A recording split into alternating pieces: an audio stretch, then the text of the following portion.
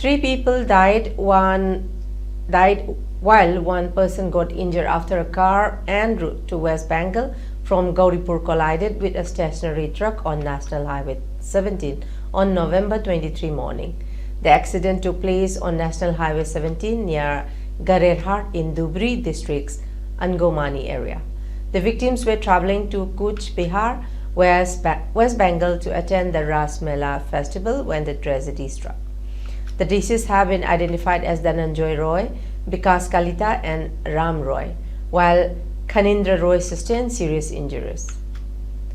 Local residents promptly acted and took the victims to Dhubri Medical College. However, the 3 deceased were declared dead upon arrival.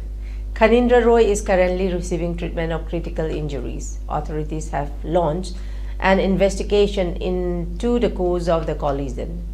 Preliminary reports suggest that poor visibility and speeding may have contributed to the crash. The accident also caused a temporary disruption to the traffic on the highway as police work to clear the site.